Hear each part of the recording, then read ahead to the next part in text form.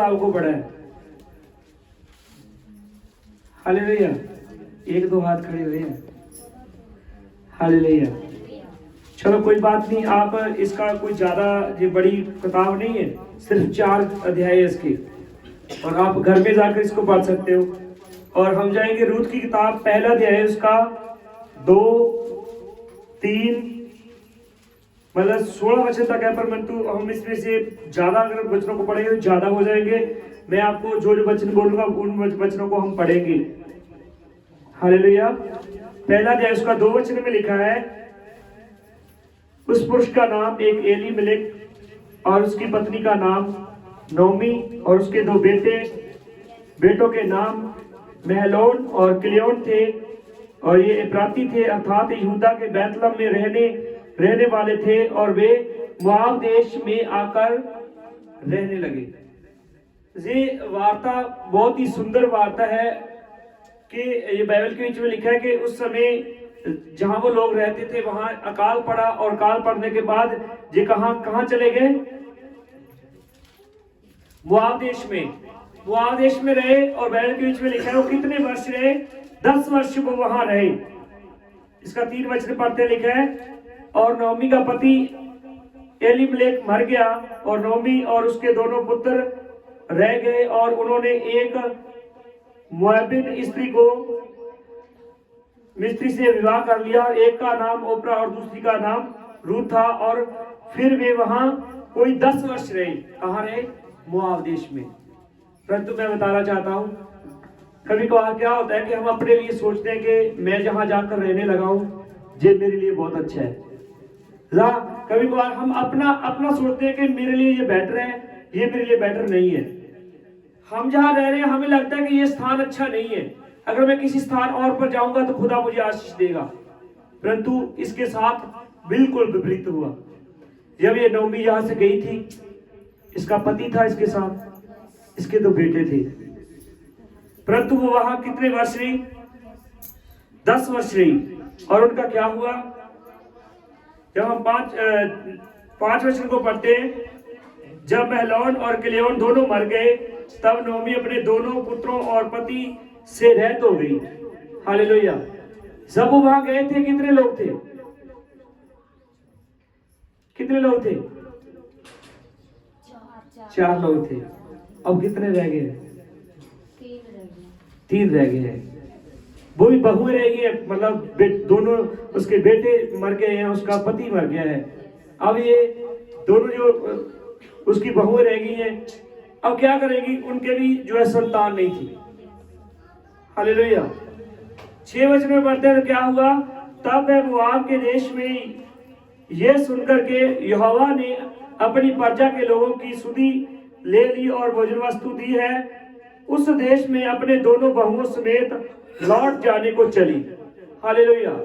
अब क्या है? अब उसको मालूम पड़ा, उसको मैसेज मिला, जहाँ संदेश मिला, जहाँ किसी से उसको वार्ता का, इस बात का जो है उसको सुनाई पड़ा कि हमारे देश में जो खुदा ने क्या है, हमारे देश की सार ली है, और अब मेरे देश में भी क्या है? भोजन वस्तु है। मेरे देश में भी परमेश्वर ने क्या की है?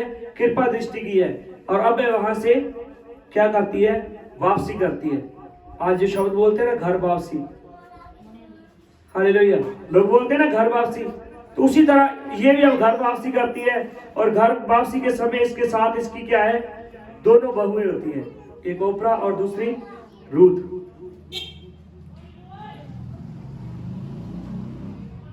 आठ वचन में लिखा है, तब नोमी ने अपने दोनों बहुओं से कहा, तुम अपने अपने मायके लौट जाओ, और जैसे तुमने उनसे जो मर गए हैं और मुझसे भी प्रीति की है, वैसे ही यहोवा तुम्हारे ऊपर कृपा करे। अब मैं बताना चाहता हूं, अब इनके जो है, चाहे वो बहुएं इनके साथ लौटने के लिए तैयार है, परंतु नोमी इसको क्या करती है? मना कर देती है। मालूम है क्यों मना कर देती है? ये बात बहुत ही विचित्र है। विचित्र ऐसे है कि वो चाहे कहती है कि जैसे मेरे बेटे मेरे साथ प्रेम करते थे वैसे तुमने मेरे से प्रेम किया, परंतु फिर भी वो कहती है तुम अपने मायके लौट जाओ। क्यों? क्योंकि वो आगे जो आप इसका जो है 14 वचन पढ़ते हैं, पहला अध्याय उसका 14 वचन। तब वे फिर से उठी और ओप्रा ने तो अपनी सास को चूमा, परंतु रूथ उससे अलग ना हुई। अब ये क्या कहती है? वो कहती है कि अब देख कि मेरा तो पति भी मर गया, मेरे दोनों बेटे मर गए हैं, अब मेरी दशा क्या है? तुम्हारे से भी बुरी है। वो कह रही है कि मैं तो बहुत बूढ़ी हो गई हूँ, चाहे मुझे आशा है कि मैं अगर और कोई पति करके बच्चा पैदा करूं, फिर भी उसको बच्चे को जवान होते समय बहुत समय लगेगा, तुम उसके साथ मतलब शादी नहीं कर सकती। वो कहती है मेरा हाल तो तुमसे भी बुरा है। इसका 16 वचन पढ़ते हैं। अब रूथ ने क्या उत्तर दिया? रूथ बोली, तुम मुझसे ये विनती ना कर और मुझे त्याग या ना छोड़ कर लौट जा, क्योंकि जिधर तू जाए उधर मैं भी जाऊंगी, जहां तू टिके वहां मैं भी टिकूंगी। तेरे लोग मेरे लोग, तेरा परमेश्वर मेरा परमेश्वर होगा। हालेलुया। अब क्या हुआ? ठीक है, हमने जो इसकी 14 आयत में पढ़ा कि जो बड़ी होती है, उसकी जेठानी होती है, वो क्या करती है? वो अपनी सास को चूमती है और चूमने के बाद वो लौट जाती है। अब यहाँ दो फैसले हैं, है तो दोनों ही बहुएं, दोनों साथ आना चाहती थी, परंतु एक बात जो है नोमी ने कही और नोमी ने जो एक बात कही सुनी तो वो दोनों ने ना। अब वो फैसला, एक फैसला लेती है, क्या करती है? वो जेठानी जो है पीछे लौट जाती है, परंतु रूथ का कितना सुंदर जवाब है। रूथ बोली, तू मुझसे ये ना विनती कर और मुझे त्याग कर या छोड़कर लौट जा, क्योंकि जिधर तू जाएगी उधर मैं भी जाऊंगी, जहां तू टिकेगी मैं भी टिकूंगी। तेरे लोग मेरे लोग होंगे और तेरा परमेश्वर मेरा परमेश्वर होगा। हालेलुया। अब इसका एक फैसला जो है मालूम है इसकी जीवन में कितनी बड़ी आशीष को लेके आता है। आज क्या है, बहुत से भाई बहन ऐसे हैं जो जहां टिके हुए हैं वो वहीं टिके रहते हैं, जहां लगे वो वहीं लगे रहते हैं, वो अपने जीवन में कोई फैसला नहीं कर पाते, वो कोई निर्णय नहीं ले पाते। और क्या हुआ? जब इसने अपने जीवन में ये फैसला लिया, उसने कहा कि जहां तू जाएगी बस मैं तेरे साथ जाऊंगी। ठीक है, तेरे लोग हैं जो मेरे लोग होंगे, तेरा परमेश्वर है वो मेरा परमेश्वर होगा। तो परमेश्वर ने भी इसके जीवन में बहुत बड़ा काम किया। दूसरा अध्याय उसका जब हम एक ऐड पढ़ते हैं, नोमी ने पति एलीमेलेक के कुल में से उसका एक बड़ा धनी कुटुंबी था जिसका नाम बोझ था। ठीक है, इसको अगर आप पढ़ना चाहो तो घर में जाके पढ़िएगा, मैं ज्यादा नहीं पढ़ाऊंगा क्योंकि समय बहुत लग जाएगा। तो जहां क्या हुआ, उसका एक कुटुंबी मतलब उसका एक मतलब परिवार के बीच में, उसके वंश के बीच में से एक ऐसा धनी मनुष्य था जिसका नाम बोझ था, और वो उसको क्या कर सकता था? रूथ को छुड़ा सकता था, रूथ को अपनी पत्नी करके रख सकता था। तो अब क्या करती है उसकी सास जो है, बोझ के खेत के बीच में उसे जो है, जिसे आप बोलते हैं बल्ली या सिट्टा, जहां मतलब वो बीनने के लिए उनको भेजती है। हालेलुया। 8 वचन में लिखा है, तब बोझ ने रूथ से कहा, हे मेरी बेटी, क्या तू सुनती है? किसी दूसरे के खेत में बीनने के ना जाना, मेरी ही दासियों के संग यही रहना। हालेलुया। अब क्या है कि परमेश्वर जो है वो भी बोझ का क्या कर देता है? दिल को खोल देता है, वो भी उसके ऊपर कृपा दृष्टि, अनुग्रह दृष्टि रखता है, और वो कहता है, उसको एक बेटी का दर्जा देता है। उसे कहता है कि हे मेरी बेटी, तू किसी और के खेत में बीनने नहीं जाना, बल्कि मेरी दासियों के संग तू यही क्या है, बलियां या सिट्टे जो भी जो है तुम बीनना।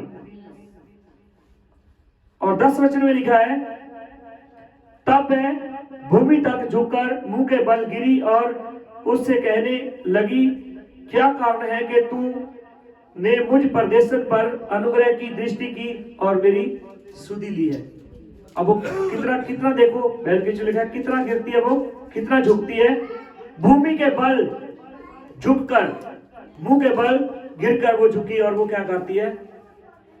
इस कारण वो उससे पूछती है बोझ से कि तू मेरे पर इतनी बड़ी कृपा दृष्टि क्यों कर रहा है? हालेलुया। बोझ ने उत्तर दिया, जो कुछ तूने पति की मृत्यु के बाद अपनी सास से किया, तू किस प्रकार से अपने माता पिता जन्मभूमि को छोड़कर ऐसे लोगों में आई जिनको तू पहले ना जानती थी, और ये सब मुझे विस्तार के साथ बताया गया है। हालेलुया। आज मालूम है क्या है, हमारे बीच में कमी रह जाती है। ये देखो कितना बोझ का कितना सुंदर जवाब है कि तू अपने माता पिता, अपने कुटुंब परिवार, अपने देश को छोड़कर कहाँ आ गई? अपनी सास के साथ आ गई। ये बात मुझे विस्तार से बताई गई है। हालेलुया। आज हम थोड़ी सी बात सुनते हैं और सुनने के बाद हम क्या हो जाते हैं? उत्तेजित हो जाते हैं। परंतु इसने कहा मुझे सारी बात बताई गई है। अगर सारी बात आपने सुनी ना तो आप एक तरफा फैसला नहीं लोगे। और इसने जब ऐसी बातें मतलब बातें हो रही थी, बातें चलते चलते जो है कुछ बातें बोझ ने की, कुछ बातें रूथ ने उसके साथ की। 13 वचन में देखते हैं, उसने कहा हे मेरे प्रभु, तेरे अनुग्रह की दृष्टि मुझ पर बनी रहे, क्योंकि यद्यपि मैं तेरी दासियों में से किसी के भी बराबर नहीं हूं, तो भी तूने अपनी दासी के मन में बैठने वाली बातें कहकर मुझे शांति दी है। हालेलुया।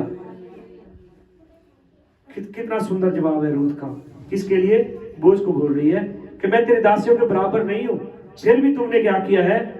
अपनी दासी के ऊपर इतना बड़ा जो है अनुग्रह किया है, इतनी बड़ी दया की दृष्टि की है, और क्या है? ये कहकर मुझे शांति दी।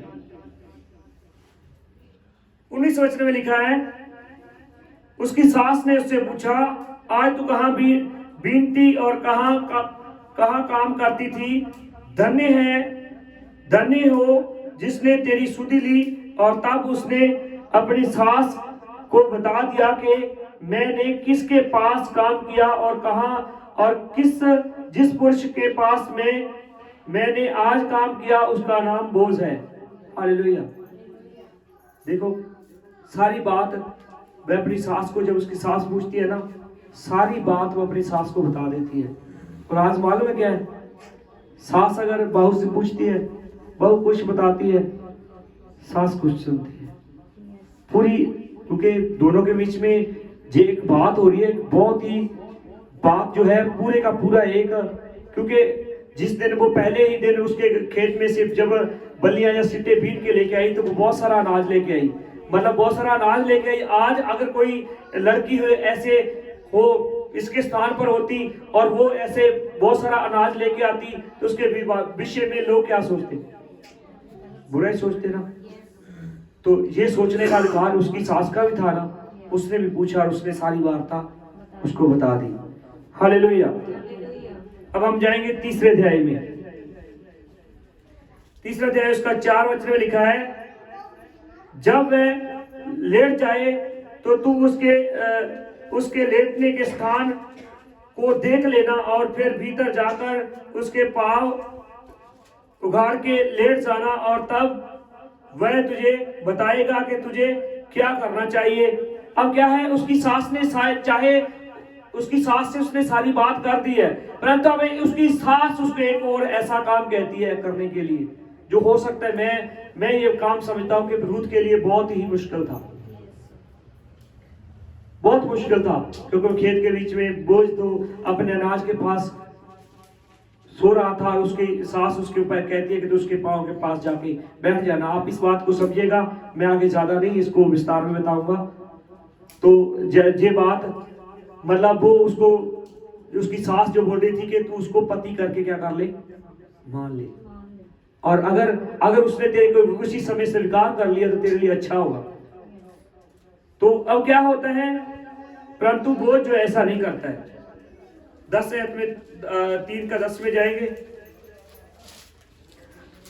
उसने कहा कि हे बेटी, यहोवा की और से तुझ पर आशीष हो, क्योंकि तू ने अपनी पिछली प्रीति पहली से अधिक दिखाई है, क्योंकि तू क्या धनी क्या कंगाल किसी जवान के पीछे नहीं लगी। हालेलुया। अब फिर वो बोझ उसको बोझ से जब बात हो रही थी और बोझ उसको कहता है कि तूने देख, सबसे पहले तो तुमने अपनी सास के साथ आई अपने आर परिवार को छोड़कर, अब उसके बाद अब तू जो मेरे पास आई है, ये प्रीति तेरी उससे बढ़कर है कि तू हमारे जो देश के बीच में और बहुत से धनी या कगाल या लोग थे, तू उनके पास नहीं गई। मतलब अब वो जो है रूथ चाहे किसके साथ आई, अपनी सास के साथ आई, और वो चल भी किसकी इच्छा के अनुसार रही है, हालेलुया, सास की इच्छा को पूरा कर रही है। सास जो उसकी कह रही है वो वैसे कर रही है। परंतु इतना कुछ होने के बाद भी हम जाएंगे, इसका 11 वचन पढ़ेंगे। इसलिए अब हे मेरी बेटी मत डर, जो कुछ तू कहेगी मैं तुझसे करूंगा, क्योंकि मेरे नगर में सब लोग जानते हैं कि तू भली स्त्री है। हालेलुया, कितना कितना सुंदर था उसके लिए जब बोझ ने कहा कि सब लोग जानते हैं कि तू क्या है, भली स्त्री है। हालेलुया, ये शब्द मैं सोचता हूं हर एक स्त्री के लिए, जहां हर एक औरत के लिए इस्तेमाल नहीं किया जाता, भली स्त्री, परंतु उसने ये शब्द उसके लिए इस्तेमाल किया। 3 का 18 वचन पढ़ेंगे। उसने कहा, हे मेरी बेटी, जब तक तू ना जाने के इस बात का कैसा फल निकलेगा, तब तक चुपचाप बैठी रहे, क्योंकि आज उस पुरुष को ये काम बिना निपटाए मुझे चैन ना पड़ेगा। हालेलुया, मालूम है मैंने बताया कि वो उसके पांव के पास गई, ठीक है, चाहे उसने वह समय उसके साथ व्यतीत किया, परंतु वह इस बात के ऊपर पर्दा डालने के लिए कहता है बोझ कि चाहे आज की रात ये कुछ हुआ, ये किसी को मत बताना, किसी को भी मत बताना। और ये क्या है, उसने कहा कि एक और है, कुटुंबी है, जो मेरे से पहले तुझको वो छुड़वा सकता है, मैं उससे पहले पूछूंगा, अगर उसने ना किया तो फिर मैं तेरे को छुड़वा लूंगा। और वो कहता है कि जब तक इस काम को मैं ना निपटा लूं मुझे चैन नहीं पड़ेगा। हालेलुया। और इसके बाद अब क्या होता है, जब हम चौथे चैप्टर को स्टार्ट करते हैं तो वहां से जो है रूथ का और बोझ का क्या होता है, विवाह होता है। 4 अध्याय उसका 3 वचन पढ़ते हैं हम।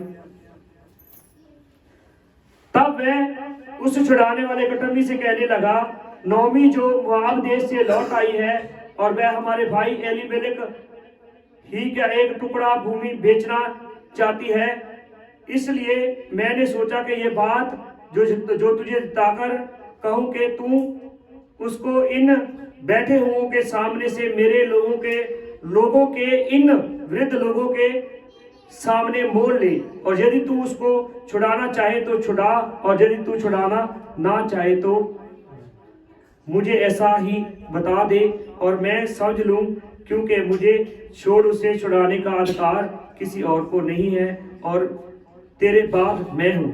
उसने कहा कि उसे छुड़ा ले। और फिर बोझ ने कहा, जब तू उस भूमि को नवमी के हाथ से मोल ले, और तब तुझे रूथ मोआबिन के हाथ से भी जो मरे हुए की स्त्री है इस विचार से मोल लेना पड़ेगा, और मरे हुए का नाम उसके भाग में स्थिर कर दे। और उस छुड़ाने वाले कुटुंबी से कहा कि मैं उसको छुड़ा नहीं सकता, ऐसा ना हो कि मेरा निज भाग बिगड़ जाए, इसलिए मेरा छुड़ाने का अधिकार तू ले ले, क्योंकि मैं उसे नहीं छुड़ा सकता। अब क्या है, उसने कहा कि जो उससे बड़ा था वो कहता मैं छुड़ा तो सकता हूं, परंतु अगर मैं छुड़ाऊंगा, मैं सोचता हूं कि कहीं मेरा निज भाग, मतलब मेरी जो वंशावली है उसके बीच में कोई जो है प्रॉब्लम्स घटी ना आ जाए। इसलिए अब क्या करता है, वो किसको अधिकार दे देता है, बोझ को अधिकार दे देता है। जब इसका हम 7 वचन पढ़ते हैं, पुराने समय में इजराइल को छुड़ाने और बदलने के विषय में सब पक्का करने के लिए ये प्रथा थी कि मनुष्य अपनी जूती तार के दूसरे को दे देता। इजराइल में ये प्रमाणित करना इसी रीति से होता था, अपनी जूती तार कर दूसरे को दे देता। हालेलुया। तो ये उसने जो है उसका बड़ा कुटुंबी था, उसने किया। और 10 वचन में लिखा है, फिर महलोन की स्त्री रूत मोआबिन को भी मैं अपनी पत्नी करने के लिए इस विचार से मोल लेता हूं कि मरे हुए का नाम उसके निज भाग पर स्थिर करूं, और कहीं ऐसा ना हो कि मरे हुए का नाम उसके भाइयों में से और उसके स्थान से के फाटक से मिट जाए। तुम लोग आज इसके साक्षी ठहरे हो। मतलब देखो ये काम करता है। मैं बताना चाहता हूं, देखिए परमेश्वर के जो लोग थे, परमेश्वर की चुनी हुई प्रजा थी, वो कोई भी ऐसा गलत काम नहीं करते थे जिसके कारण उनके क्या है शर्मिंदा होना पड़ता। चाहे उसने कुटुंबी ने ये बात बोल दी थी कि मैं तुझे कोई अधिकार देता हूं, फिर भी उसने सभी लोगों के सामने, कोई लुक छुप कर नहीं, सभी लोगों के सामने ये काम किया। सभी लोगों के, चाहे हम इसको कह सकते हैं सभी लोगों की कृपा दृष्टि से, क्योंकि सभी ने अपना अपना जो है व्यू उसके बीच में, जहां अपने अपने देखने के अनुसार जो बातों की सम्मति उनको दी और उसने वैसा किया। हालेलुया। इसके बाद हम देखेंगे 13 वचन। तब बोझ ने रूत से विवाह कर लिया और वह उसकी पत्नी हो गई, और जब वह उसके पास गया तो यहोवा की दया उसको गर्भ रहा और उसके एक बेटा उत्पन्न हुआ। हालेलुया। क्या हुआ? सब इसके बीच में देखिए एक वचन जो बात आई, यहोवा की दया से उसको क्या हुआ। मतलब क्या है, अगर आप सही रीति के अनुसार, गलत रीति से नहीं, सही रीति के अनुसार जब कोई काम को करते हो तो परमेश्वर उसके ऊपर दया करता है। और अगर आप गलत काम करते हो, अपनी इच्छा के अनुसार करते हो, तो परमेश्वर उसके ऊपर दया नहीं करता है। हालेलुया। 15 वचन में लिखा है, और वह तेरे जी ले आने वाला तेरे बुढ़ापे में पालने वाला होगा, क्योंकि तेरी बहू जो तुझसे प्रेम रखती है 7 बेटों से भी तेरे लिए क्या है, श्रेष्ठ है, और उसी का ये बेटा है। हालेलुया। अब यह परमेश्वर ने उसके ऊपर दया की और उसके एक लड़का उत्पन्न हुआ, और उस लड़के की जो दाई माँ है वो ही नवमी बनी, और जो है वो इसको बोल रहा है कि जो तेरी मतलब बहू है ना, वो तेरे लिए 10 बेटों से भी क्या है, श्रेष्ठ है। कितना प्यार था। रूथ की जब किताब कोई भी पढ़ता है तो रूथ की किताब जो है एक पोएम के बेस में आती है, और इसको प्रेम के बारे में, प्रेम की एक बहुत ही अच्छी जीती जागती मिसाल है रूथ की किताब। और जब देखिए रूथ ने अपनी सास से प्रेम किया, उसके बाद जो कुछ उसकी सास ने कहा वैसे वैसे उसने उसकी जो है मानी। आज मालूम है क्या, आज बहुएं सास की मानने को तैयार नहीं। हालेलुया। और जैसे जैसे उसकी सास ने कहा वैसे वैसे उसने उसकी एक एक आज्ञा का पालन किया, और अगर आज्ञा का पालन किया तो परमेश्वर ने बहुत बड़ी उसके ऊपर दया की, उसको एक पुत्र दिया, और उस पुत्र का नाम मालूम है क्या था? हाँ जी, उबेद। हालेलुया। और उबेद मालूम है, ठीक है, बोझ से उबेद। और नीचे पढ़िए इसका 21 वचन।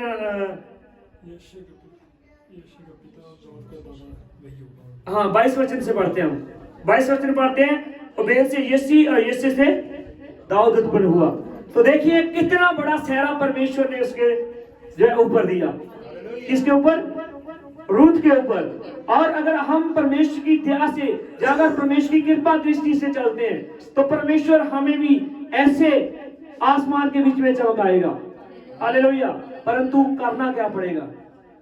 बड़ों की आज्ञा माननी पड़ेगी, परमेश्वर का भय रखना पड़ेगा। हालेलुया। रूथ की हम किताब में से बहुत बड़ी बात सीखते हैं कि उसने एक फैसला लिया। एक समय होता है हमारे लिए एक फैसला लेने का, ठीक है। जो उसकी बड़ी जेठानी थी ना ओप्रा, पूरी किताब में उसके बाद उसका जिक्र नहीं आता है।